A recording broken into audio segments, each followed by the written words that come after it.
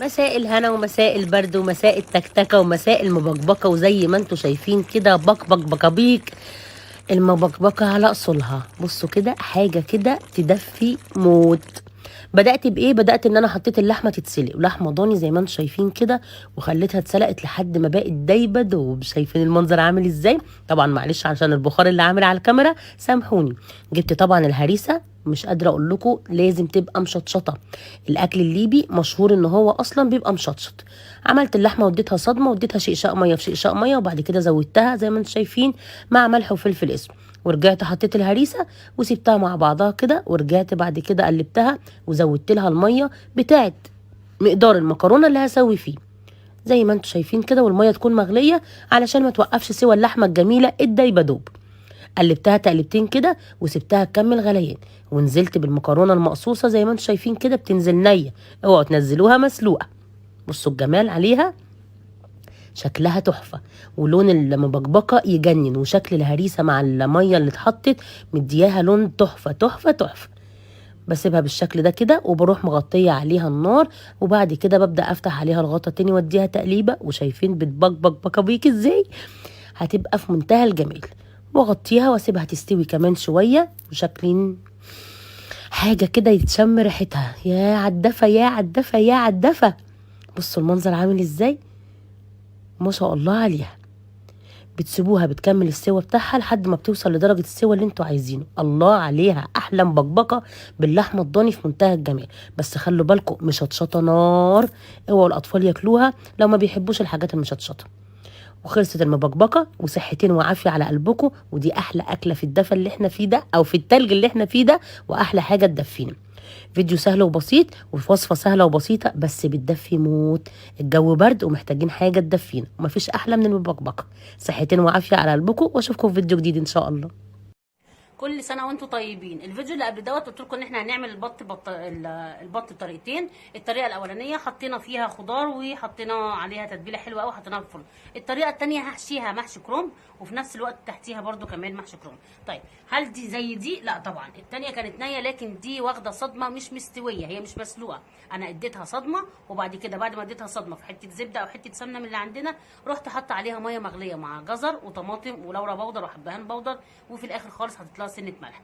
اتسلقت، يعني ما هي مش اتسلقت، هي يا دوب خدت غلوه كده او غلوتين. رحت مطلعاها بالشكل اللي حضراتكم شايفينه ده علشان اكمل تسويتها في الفرن مع المحشي. طيب انا جبت طاجن بايركس، حطيت في الارضيه طماطم، رشه فلفل اسود عليه، وحطيت عليه راق من المحشي الكرنب. هعمل ايه كمان؟ باقي المحشي الكرنب انا هحشي بيه البطايه بالشكل ده كده. طبعا احنا عارفين ان هي ما بتاخدش كتير، لكن احنا عايزين تطعيمه المحشي نفسها تبقى من البطايه. بس بنحشي كده وبندخل الصوابع بالشكل ده كده. بصوا بتدخله جوه، بتدخل عادي بكل سهوله اهي بالشكل ده كده. تمام، ادي تمام. طيب باقي الكرنب بنحطه في الارضيه، وبنكون محضرين ايه؟ محضرين كوبايه واحده من المرقه. كوبايه واحده من المرقه. كوبايه واحده من المرقه هتسوي الكرنب دوت وتسوي البطايه. هتسويهم، لان احنا عندنا في طماطم في الارضيه هتنزل سوائل، البطايه هتنزل سوائل، كل ده انا مش عايزاه يكون مملمع. واروح عامله كده، وادي الكوبايه المرقه بتاعتنا. ممكن ان احنا ناخدها من البطايه بالشكل ده كده. تمام. طيب الوش هعمله بايه؟ بنفس الخلطه اللي انا عملت بيها البطايه الاولانيه، اللي هي كانت عباره عن ايه؟ دبس رمان وعسل اسود، ومعاها صلصه طماطم، معاها شويه من الزيت، وتبلتها طبعا ملح وفلفل اسود بالشكل ده كده علشان تدينا سنه تحميره كده وسنه شوي. طيب البطايه اللي في الفرن كمان اللي هي الاولانيه اللي مع الخضار، نسيت اقول لكم ان احنا هنسيبها في الفرن ساعه، وبعد كده نروح شايلين الفويل من عليها عشان تكمل تسويت. طيب البطايه دي هتاخد وقت قد ايه في الفرن هي كمان؟ يعني من هنقول من ساعه الا ربع، ساعه وربع. من ساعه الا ربع لساعه وربع. ليه؟ علشان احنا عايزين بنسوي المحشي نفسه والبطايه تكمل تسويتها في الفرن. برضه ممكن نديها شكل بقى مختلف. ممكن نعمل ايه؟ بسم الله الرحمن الرحيم. نعمل كده. مش هتبان، كنت عايزه اعمل هلال ونجمه. طيب صوره الهلال اهي، اتمنى ان هو يبقى باين معانا بالشكل ده كده. اقول لكم على حاجه كده ممكن نعمل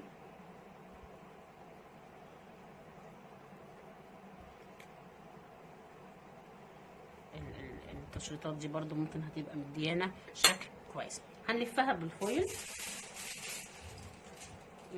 كنت حابه الف الرجل بتاعتها بس هي عشان خدت الصدمه بتاعتها طبعا مش هتتلف زي ما عملنا الاولاني.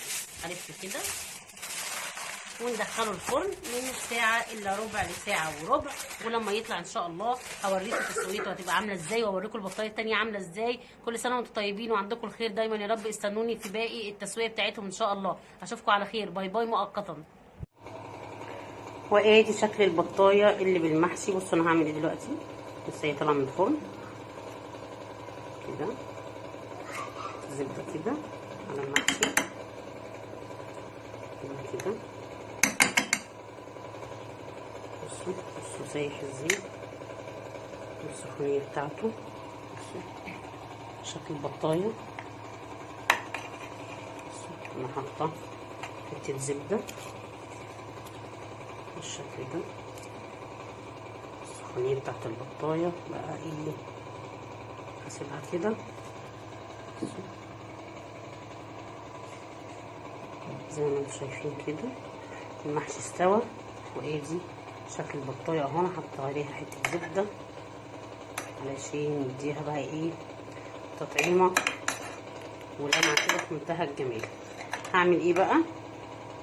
كل اللي انا هعمله هروح مغطياها بالفويل كده اهي، وساعه اذان المغرب ان شاء الله لما اجي اقدمها هوريكم شكلها عامل ازاي، وافتحها من جوه ونشوف المحشي كمان التسويه بتاعته عامله ازاي. بصوا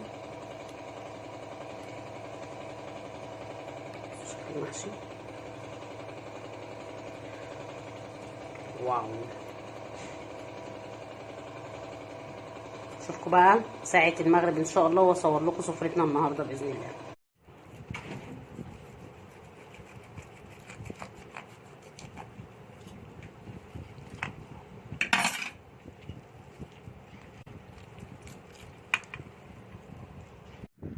ومعانا النهارده اكله جهنميه هتخلي الست رفيعه تبقى مقلبظه وزي المهلبيه. كل الحكايه ان احنا هنعمل تمريه، والتمريه دي اكله شتويه. بصي يا ست الكل، كل اللي محتاجاه منك علشان نعمل اكلتنا الجهنميه، عايزه طاسه على النار وتسخن شويه وننزل عليها بالسوداني، وننزل كمان عليها بحبه فستق. ما عندناش فستق يبقى بلاش علشان خاطر الميزانيه. ونقلبهم شويه شويتين، لا 3 شويات كمان، ونحط طاسه وفيها زبده ولا قليله ولا كتير، وننزل عليها بالتمر المتفصص زي ما انتم شايفين. نقلب تقليبه تقليبتين لحد ما يبقى في الشكل كده بالصوره دي، واحنا عايزينه بالشكل ده.